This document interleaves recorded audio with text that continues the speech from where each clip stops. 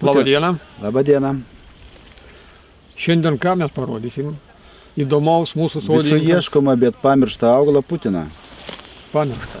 Pamiršta, kadangi praktiškai soduose, nežinau, soduose mažai sutinkamas yra. Retkarčiais jo. Retkarčiais. Nu, nebent kai žmogus jau susirga, tada ieško Putino. Gydytojas pasako, gerkit Putino sultis su medum ir tada ieško. Tiesą sakant, jau ir miškuose nelabai daug yra. Nu, kadangi, taip, pirmiausia, tai yra šlapių dirvų augalas yra. Bet puikiai auga sodė ir net ir sausoje vietoje. Patį gal tik tai pomėdį reiktų mulčiuoti. Dabar mes laikom delne ne vynogės, tikrai ne vynogė kekės. Jo. Putino. Mes specialiai pasirinkom krūmą su didžiausiam kekėm. Žinoma, visus gazdina būtent Putino kartumas. Tai Putino kartumas priklauso nuo veiklios medžiagos fiburnino. Būtent fiburinas turi gydomųjų savybių. Jeigu Putinas būtų saldus, su tokiu atmainu ar veisliu yra, pavyzdžiui, Kamčiatkoje auga Putinas saldžiom augam, bet jis neturi gydomųjų savybių. Vadinasi, jeigu jums rūpi gydomosios savybės, jūsų sveikata, sodinkit Putiną, pradėkit nuo paprasto laukinio Putino, latiniškai fiburnum opulus, kuris turi gydomųjų savybių. Žmonės galvoja, kad veislės turi, pavyzdžiui, saldesnį skonį ten arba, veislės turi didesnės kekės, didesnės uogas. Bet čia būtent yra veislė kažkokia. Čia yra veislė ne kažkokia, yra rusiška veislė, Leningradskaya atborna. Ir dabar šitoj kolekcijai pasodinta keletą veislių ir mes gal apie veislės neapsistosim, bet, jeigu jums klausimas iš karto iškits, kas čia yra tokia, Leningradskaya atborna. Pats pavadinimas pasako pats už save.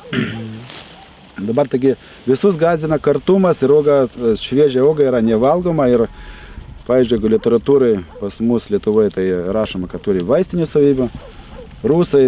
Rusai tai jau čia maistas, jam piraški skalinai, viena žodžiu, piragėliai su Putinu čia yra Sibirė normalu. Lenkai rašo, kad tai yra nuodingas augalas. Nuodingas? Nuodingas augalas, kadangi per daug suvalgius gali prasidėti vėmimas. Netgi tai. Paskaičiau ir. Jie matyt nepripratę. Ir ten užsienį labai populiarus Putinas, pavyzdžiui, lietuviškai vadinamas gulbinas, viburnum rozėm, kur tik tai labai gražiai žydė, baltais žiedais, bet vaisių nėra. Bet šitas irgi gražiai žydė. Yra tokie... Bet šitas irgi gražiai žydė. Savotiškai, taip.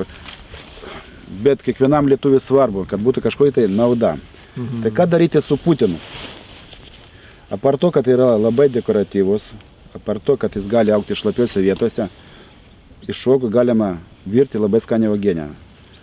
Užvažiuosi pas mane namo, gausi uogienės. Ragavau jau. Uogienė verdama su kauliukais ir kauliukai irgi geriau tuos kauliukus pagraužti ir paskui išspjauti, jeigu ten negalim praryti, kadangi kauliukai turi ir ten gerųjų tokio riebalų. Pats kauliukas yra širdies formas ir pati gamta šnibžda. Pažiūrėkit. Taigi čia nuo širdies. Be abejo, nuo spaudimo, reguliuoja spaudimą, nuo nervų. Žmonės, kurie patiria stresą, daug nereikia. Šaukštą Putino sulčių kiekvieną rytą vietoj kavos šaukštelio, šaukštą Putino sulčių su karštu vandeniu. Ties kulinariniam savybėm gal labai ilgai neapsistosim. Dabar uogos renkamos rugsėjo pabaigoje spalio mėnesį ir jeigu paukščiai nenulisa, kai kurios veistis arba atmainos gali likti net iki sniego ir bus tikrai savotiška puošmena. Aš labai mėgstu pavasarį pavalgyti Putiną.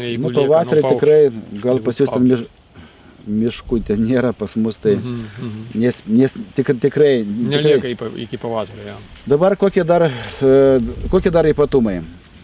Dar gąsdina, kad Putinas vilioja amarus.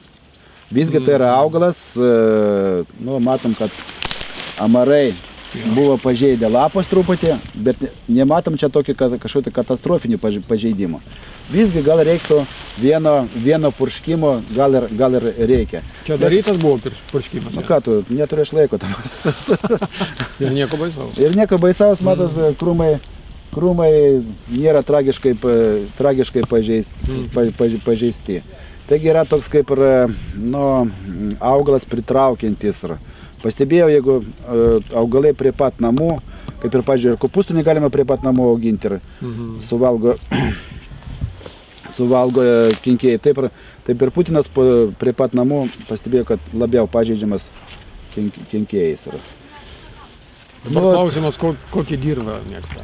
Kokį dirvą? Be abejo, net gali ant tvenkinio kranto galite, prie pat upelio, šlapioj dirvą, kur niekas neaugs. Pavyzdžiui, kur auga, pavyzdžiui, šilaugės. Bet gali augti ir normalioje vietoje. Čia, pavyzdžiui, yra priesmėlis, tikrai niekas čia nelaisto. Žinoma, pirmais metais, kol augalas prigys ir vanduo reikalingas. Bet geriausia tai būtų augalus mulčiuoti. Mulčiuoti nupjauta žolė. Kol jaunas ypač. Kol jaunas. Ir tada prieaugės siekia, čia, pavyzdžiui, jokių trašų, jokio laistymo, prieaugės, apie pusę metro, 40 cm. Sakyčiau, labai ir normaliai. Be abejo, puikiai dauginasi atlankom, dauginasi su pusiau sumedėjusiais augeliais, žaliaisiais augeliais bandėjai. Puikiai, žaliaisiais. Super, vienu žodžiu, turint vieną krūmą, dabar visas savybės mes pastebėjom šiemet, praeitais metais gal nebuvome iki šito sodakam padėję, taigi platinsim būtent geriausias veislės. Jeigu neturit veislių, pasodinkit bent laukinį augalą, tikrai ten uogieniai, sultim turėsit savo uogų. Na, dabar dar galim pasigrožėti, kokios kekės. Net pastebėjau, kad lūžta net šakelės. Derlius tikrai įspūdingas. Nu, dar prieš kiek metų dalyvavom visose parodose, pastebėjau, kad sodinukai neturi tokios paklausos, kaip turi uogos. Kokią paklausą turi uogos. Praktiškai visada išpirka uogos, sodinukai stovi. Jo. Kodėl? Nusipirka moteris brandaus amžiaus. Kažkur tai išgirdo, kad ten atnaujina organizmą, kad ten būtent, moteris domisi tikrai Putinu ir žino visos jos savybės. Taigi, apart amarų, kitų lygų ir neturi. Praktiškai ir viskas, ir nėra jokių vėžio, ten nėra jokių miltligės, rauplių, tai, ką pavadinsime, ekologinį augalą. Jo, tikrai laisvai. Taigi, gal vis dėlto, Romai, papasakosi, kaip tą sultį padaryti? Oi, gerai, uogas atskiriat nuo kotelio, nuplaunat. Visiškai atskirti reikia. Nu taip, kad būtų uoga tokia va. Pavyzdžiui, kaip aš darau. Uoga tikrai yra labai graži. Taip. Pas mane nėra kažkokios ypatingos technikos. Per mėsmalę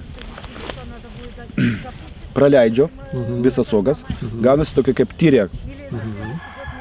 Ir per marlę spaudžiu. Reiktų vyriškos jėgos. Preso nėra. Ir tada 1 litrui sulčių 1 kilogramą cukrų.